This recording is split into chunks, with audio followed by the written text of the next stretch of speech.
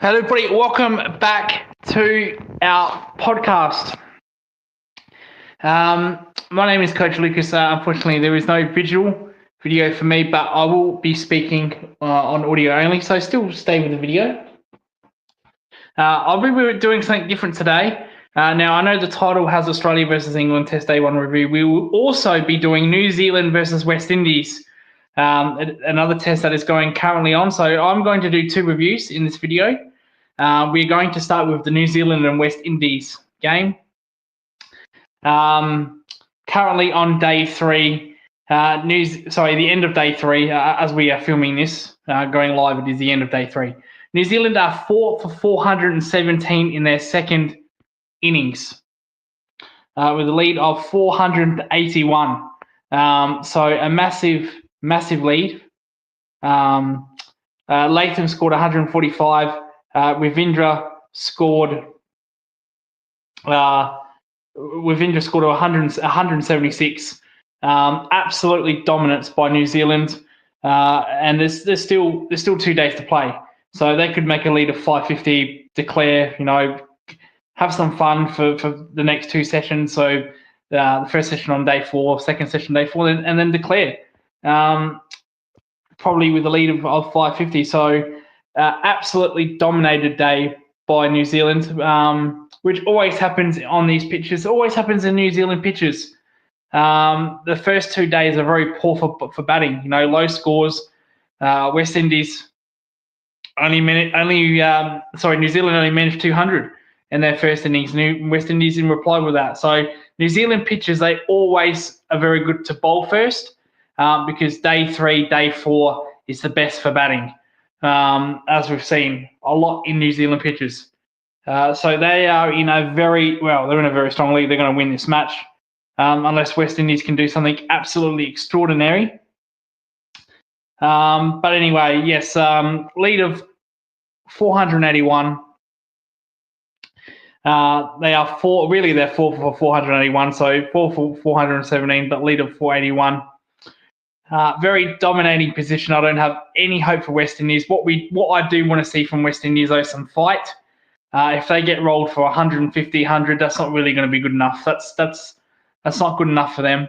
I've got some huge concerns about their captain, Roston Chase. If he is not taking wickets, he is not doing enough with his batting. I think he's been very poor. I don't think he should be captain. Maybe Shoaib Hope should be captain. His form of late has been pretty good. But Roston Chase should not be captaining because his form is not as good. Is poor, to be honest. So they've got some captain problems. Rorican is their vice captain. So I don't know how that works out because he's not even playing this game. So that's really, really strange for me. So your vice captain is not playing. That's really strange for me. But anyway, it is what it is. Just show some fight. That's all we want to see. We're not expecting West Indies to win this match. Well, we'd like to see scoring 500 plus. At least make 200. At least bat a couple of sessions. Make New Zealand earn it. Do not fold. So day 4 coming tomorrow or today, wherever you are. Right, on to the Ashes now. Australia versus England at the Gabba, the pink ball test, day-night test match. I have to say, England are in complete control. They are in complete control. Joe Root has finally made 100 in Australia. Not red ball, though. He hasn't made a red ball 100 in Australia yet, but he has a pink ball 100. Absolutely fantastic. Mitchell Starc was absolutely brilliant again. Mitchell Starc. His last 2 years has been absolutely outstanding. Gone past Cummins for me. I think at current form, he's probably better than Bumrah. Probably better than Bumrah on current form. Just amazing IQ, high IQ bowler. It's all about IQ this series with Mitchell Starc. He's not trying to breach the gate. He's not trying to get LBWs. He's not trying to get bowls. He's just trying to He's trying to push the ball away from the right-hander with his away movement, and he's been drawing false shots from England. Yes, at times English shots have been very poor. It could have been a whole lot worse. So right now, England are 9 down. So it is going. It's only day 2. So sorry, it's only the first day. Feels like a lot has happened.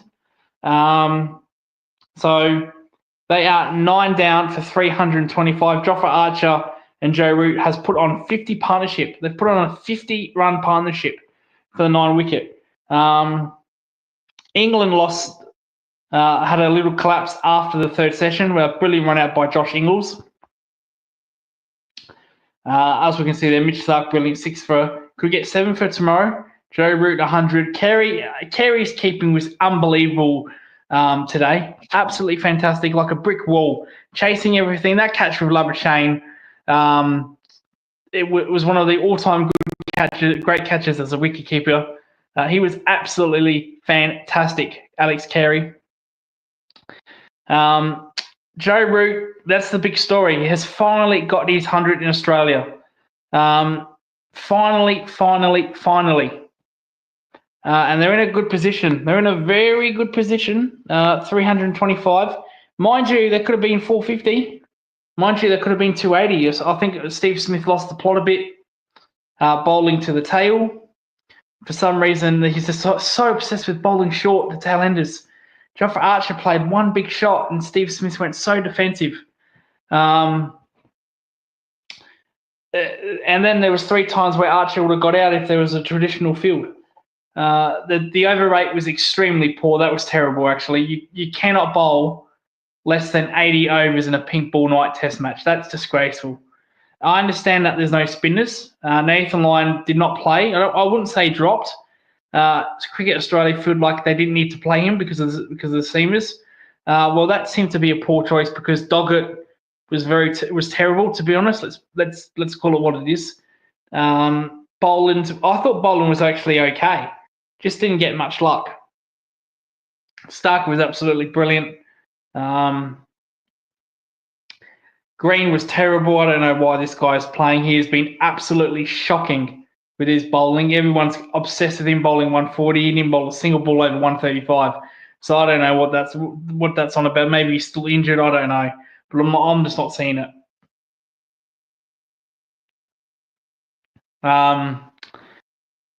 Zach Crawley made a good 50. Zach Crawley made a good 50. So made his start. Disappointing shots on Harry Brook, Ben Duckett, and Ollie Pope. They just made terrible shots. I said this with James Butler. If you want to go back and watch that video last week, sometimes you just have to weather the storm. And I thought Root, to a degree, Brook and Stokes did that very well against Boland and Stark. And then until Stark bowled, came on his first spell, and then Brook tried to blast him for 6 over covers, and he got out. So up to that point, I thought those 3 were really controlled, really good. Joe Root's 100 was a traditional 100. It wasn't like a Bazball 100 where he scored like 100 from 90 balls. It was a traditional 100, a grinding grit 100. And that just goes to show you how difficult it was to bat under the lights. So Australia, they need someone to make 100 tomorrow if they have to get back into this game. The good thing is that they will take their time. Travis Head will be opening. Josh Ingles is in the side. All their batsmen are really very attacking players. Head, we know what Head can be like.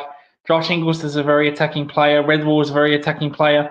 So really, the only traditional batsman they've probably got is Smith and Labuschagne. So interesting to see what the approach will be. My predictions for tomorrow, I'd love to see Head get 100 or Weathers get 100 or Steve Smith. That'd be fantastic. But I think someone needs to make a big score to get back Australia into this game. They need to bowl out Archer or Wood early and then get batting.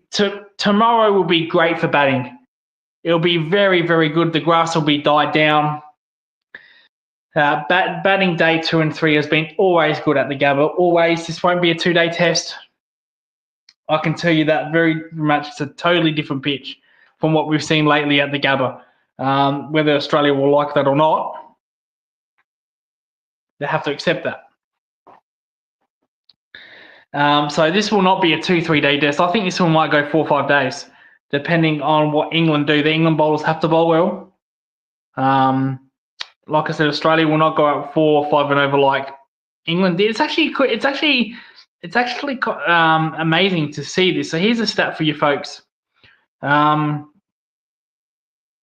So the run rate, England's run rate was still 4.5 and over. So that was a very good run rate, despite Joe Root, Ben Stokes, and Harry Brook taking their time. They still scored 4 and over. That's mainly due to the hitting of Jofra Archer late in the game, mainly due to Zach Crawley. Zach Crawley was flying in this innings.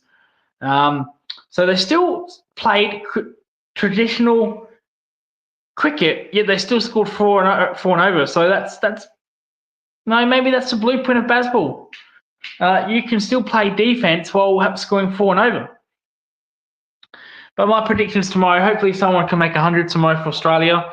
If they are chasing 325, 330, someone has to make 100. Simple as that. Saw Joe Root. Take away Joe Root's 100. Let's say he gets only 10. England get rolled for 200. That's the way it is. So someone needs to step up for the Australian side. But anyway, this has been the review for New Zealand versus West Indies and England versus Australia versus England. Australia versus England together. We will be back tomorrow. Make sure to like and subscribe. It's very important that you subscribe to us to help us make more videos. Please do that. Thank you very much. Sorry about the no vision. I've not got a tripod with me, so unfortunately my voice will have to do. So probably tomorrow, hopefully, if we're making a video, I can show myself on camera. So apologies for that technical error or issue. But anyway, thank you so much. We got a question. Yash Panda. Yash Pandy 5024 says, "Hello, coach." Hello, Yash.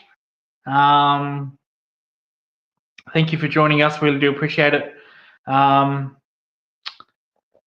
Just on Carey, unbelievable keeping by Carey today. That catch against Marnus Labuschagne. He was very good today, Alex Carey. I think he's one of the best keepers in the world, to be honest.